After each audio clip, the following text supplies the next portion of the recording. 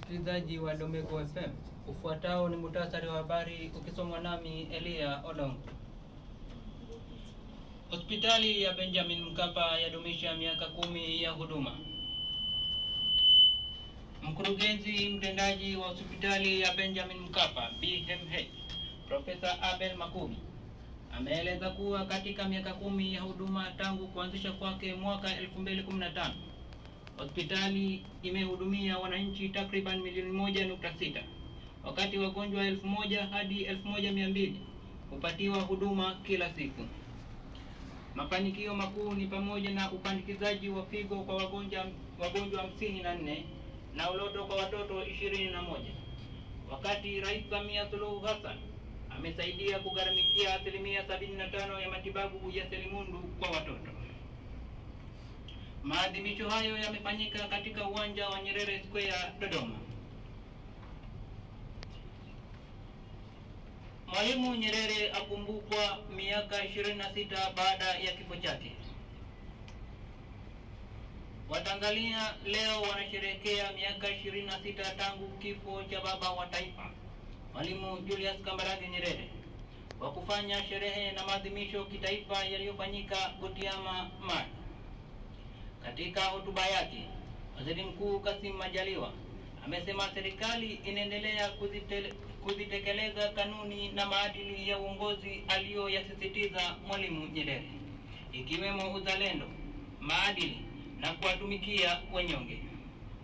Viongozi mbalimbali wamehudhuria wakiwemo Makamu wa Rais Dr. Philip Mpango na Spika Tulia Ackson.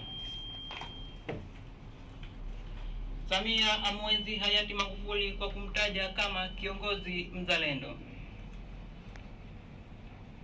Mgombea wa urais kupitia Chama cha Mapinduzi, Samia Suluhu Hassan, amemkumbuka hayati John Pombe Magufuli kama kiongozi mzalendo aliyeweka taifa kwenye misingi imara ya maendeleo.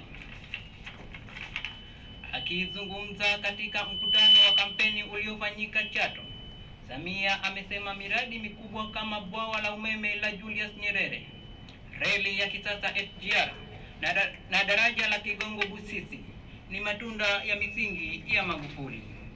Amesisitiza kuwa dira yake inaendelea kuongoza serikali katika kujenga Tanzania ya viwanda na uchumi wa kisasa. Hatimaye kimataifa. Gaza. Makubaliano ya kusitisha mipango yafikiwa. Israeli na Hamas wamefikia makubaliano ya kusitisha mapigano baada ya miezi mingi ya vita vikali, ikijumuisha mpango wa kurudisha mateka na kupeleka msaada wa kibinadamu. Urusi na Ukraine majadiliano ya amani yaanza upya nchini Sweden. Viongozi wa Urusi na Ukraine wameanza mazungumzo ya amani yanayolenga kurejesha uhusiano na kupunguza vita vinavyoendelea Ukraine Mashariki. Na Marekani yatangaza mpango mpya wa visa bond kwa Watanzania.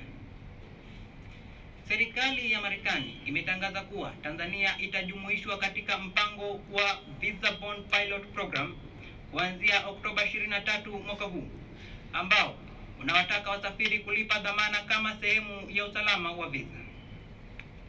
Na huu ndio mwisho wa muhtasari wa habari kutoka Domeko FM. Taarifa kamili ya habari itakujia fikapo saa 6 kamili mchana. Ulikuwa nami Elia Odongo.